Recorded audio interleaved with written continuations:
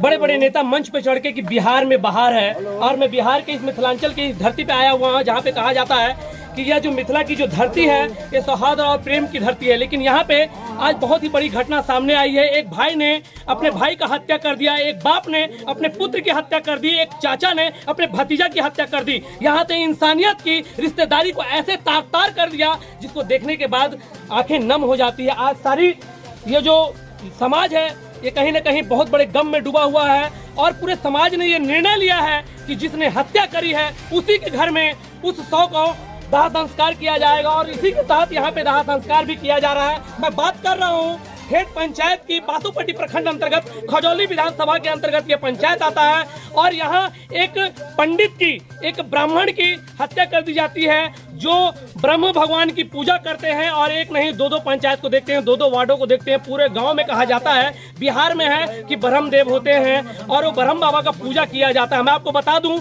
ये आपसी दुश्मनी है जमीन के लिए। भाई का बाप का खून खौलता है और वो मौत के घाट उतार देता है। प्रशासन आंख बंद करके रहती है क्योंकि प्रशासन को पता दिया जाता है, ये कहा जाता है कि ये पंचायत की घटना है, पंचायत में सुलह हो जाएगी। पंचायत में बता दूं ग्रामीण क्षेत्र में पंचायत एक बहुत बड़ा शक्ति होता है, और सरपंच के द्वारा, मुखिया के द्वारा और पंचायत प्रतिनिधियों के द्वारा यहाँ पे समझाइश किया जाता है कि आपको आपस में विवाद नहीं करना है, और इसी विवाद की तरफ समझौता होती है। समझौता के दरमियान कुछ दिनों तक लड़ाई झगड़ा शांत होता है, और कुछ जमीन के लिए बस अपने भाई के, अपने बाप की, अपने बेटे की हत्या कर दी जाती है। देख सकते हैं कि सब निर्मम हत्या कर दी गई है। आइए जानते हैं इस निर्मम हत्या की पूरी कहानी क्या है। यहाँ जो ग्रामीण उपस्थित हुए हैं आज इन्हीं के घर में शव जलाने की क्या संदेश देना चाहते हैं समाज को, आइए जानते हैं। यहाँ पे कुछ लोग हैं, वृद्ध हैं, जानकार हैं, इनसे जानते हैं। दादाजी बताएंगे कि घटना की पूरी कहानी क्या है।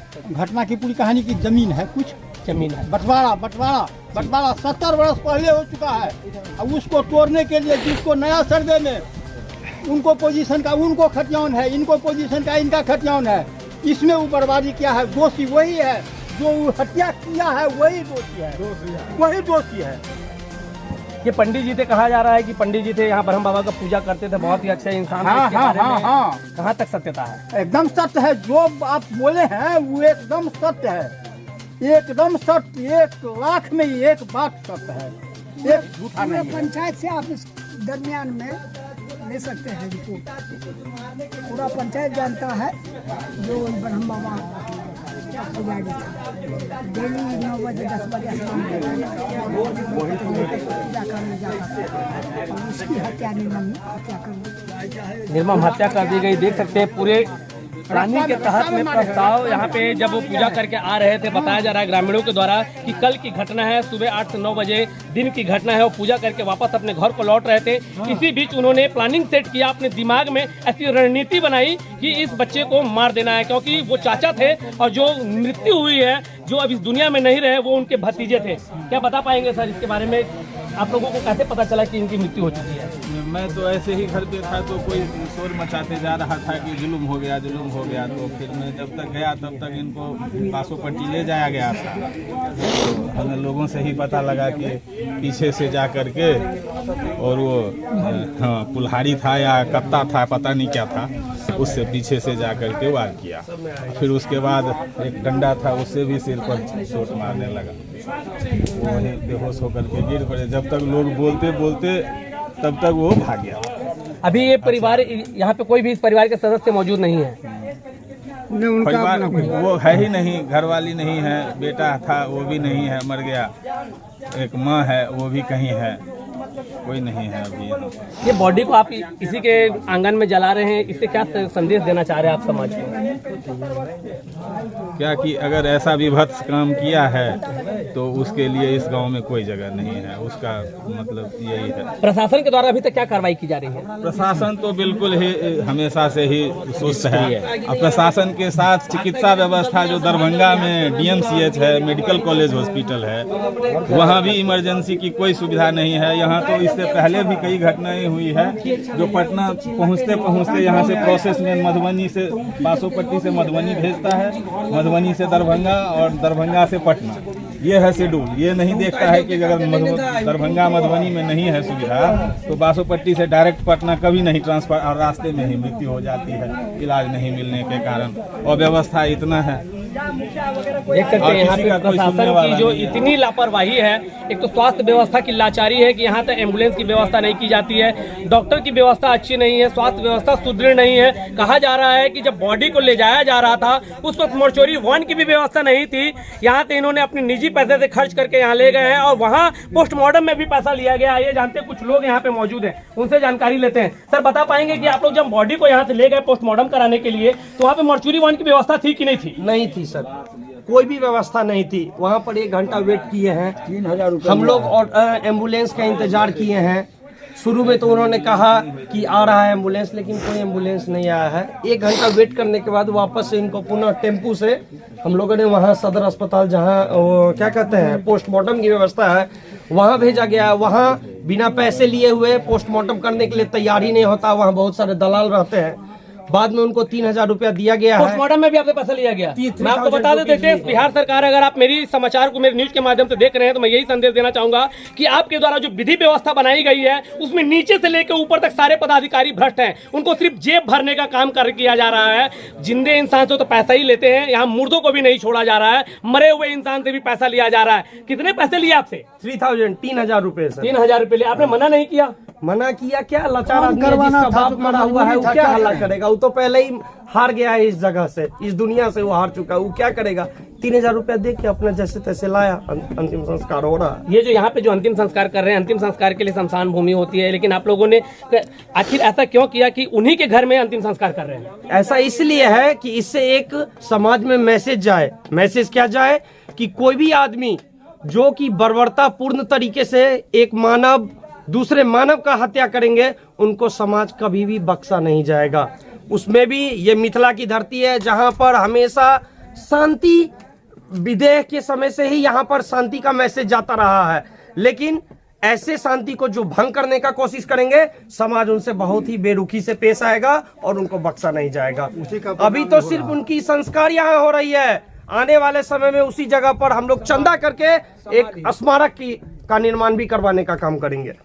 देखिए यहाँ पे सभी के दिल में कहीं ना कहीं आक्रोश है। आइए कुछ युवा भी बैठे हुए हैं, उनसे जानते हैं कि उनका इसमें किस तरह का सहयोग है, क्योंकि ये तो यहाँ के समाज हैं, गार्जियन हैं, अभिभावक हैं। युवाओं की सोच जानते हैं क्या? अभिभावक जो जिस तरह का काम कर रहे हैं, जो गार्जियन यहाँ के कार्य कर रहे हैं, क्या उनमें इनकी किस तरह की सहमति है? बता पाएंगे सर?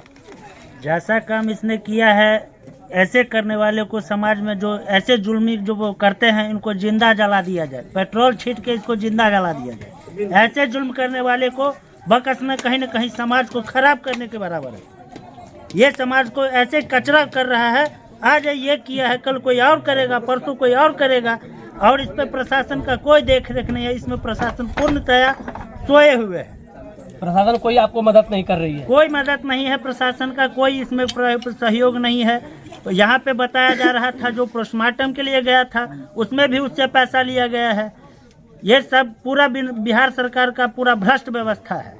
देख सकते हैं यहाँ पे मैं आपको बताऊं कितनी बड़ी लाचारी, कितनी बड़ी व्यवस्था आ रही है कि बिहार के युवा सरकार है, युवा उप मुख्यमंत्री हैं, स्वास्थ्य मंत्री हैं, उप मुख्यमंत्री हैं, नीतीश कुमार यहाँ की सरकार है। नीतीश की सरकार में कहा जाता है कि बिहार में बाहर है, लेकिन बिहार अब खूनी होली खेलने को तैयार है। जब से ऐसी स्थिति आई है, सभी भाई भाई का दुश्मन बना हुआ है। आइए उस पुत्र से जानते हैं जिन्होंने अपने पिता को आज अंतिम संस्कार में सहयोग किया है, आग दिया है, उनके दिल पे क्या बीत रही है। मैं बात कर रहा हूँ लक्ष्मण तिवारी के पुत्र से। लक्ष्मण तिवारी जो आज हमारे इस बीच नहीं रहे, स्वर्गवास हो गए हैं, और उन्हीं का देहावसान का आज कार्यक्रम चल रहा है। और इनका जो हत्या किया गया है, निर्मम हत्या किया गया है, पवन तिवारी के द्वारा किया गया है, उनके परिवार के जो है श्याम तिवारी के द्वारा किया गया है। अब बता पाएंगे कि आपको कब पता चला कि आपके पिता के साथ इस तरह की घटना घटी है? हमको आधा पौन घंटा बाद पता चला। हम बाद में गए हुए थे खेती पे, और वहाँ पे पूरा एक लब टोली बस्ती है, वो पूरा मतलब वहाँ पे हल्ला किया। मेरे घर पे आया बुलाने के लिए, हमारा भाई गया बुलाने के लिए वहाँ पे। आधा पौन घंटा बाद हम वहाँ ये स्थल पे पहुँचे, हम अपने पिताजी को पास। वहाँ से हम इनको लेके गए मतलब बासोपट्टी से रेफर कर दिया हमको मधुबनी। मधुबनी से रेफर कर दिया हमको दरभंगा, दरभंगा से रेफर कर दिया पटना, पटना जाते जाते मधुबनी से भी आपको रेफर कर दिया, इतनी ज्यादा चोट, मधुबनी में कोई व्यवस्था नहीं थी, कोई व्यवस्था मधुबनी से आपको दरभंगा रेफर कर दिया, दरभंगा में भी कोई व्यवस्था नहीं था। इसके बाद फिर पटना लेके जा रहे थे तो हाजीपुर का गंगा का पुल पे चढ़ने ही वाले थे तो हमारे पिताजी का देहांत हो गया। वहाँ से हम लौट के आए, फिर हम मधुबनी में पोस्टमार्टम करवाए हैं, पोस्टमार्टम करवा के हम थाने वाले को केस डाले हैं। अभी तक के ना थाना वाला आया कोई देखने के लिए, ना मुखिया आया, ना सरपंच आया, कोई वहाँ पे ये घटना स्थल पे नहीं आया है इनको देखने के लिए। ये गांव का पुजारी थे, मतलब ब्रह्म बाबा का पुजारी थे, ये पूजा करके आ रहे थे तो इस बीच ये घटना घटा वहाँ पे।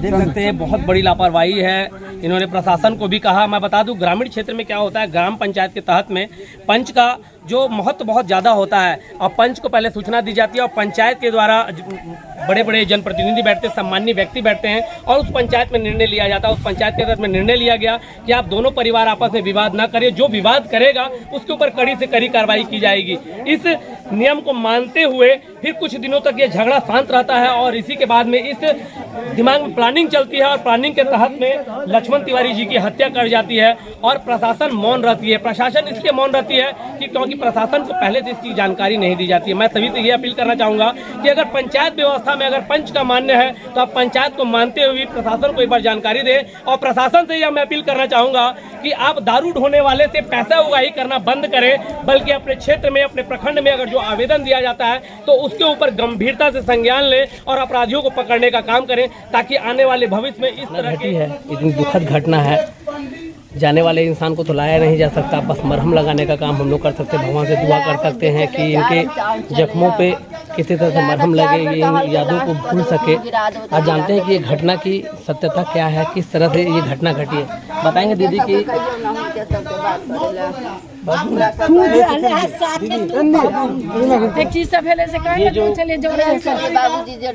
ये आपके पापा जी हुए बाबूजी जोड़ी गेल हम बाबूजी के ओटा चले चले कर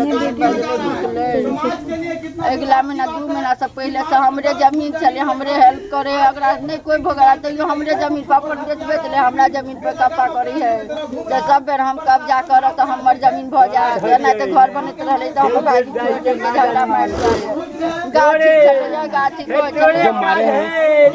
जो मारे हैं वो कौन थे? मेरे बाबा था, मेरे पापा मेरे पटीदार थे, बाबूजी अकेले अगला चाचा भतीजा चाचा भतीजा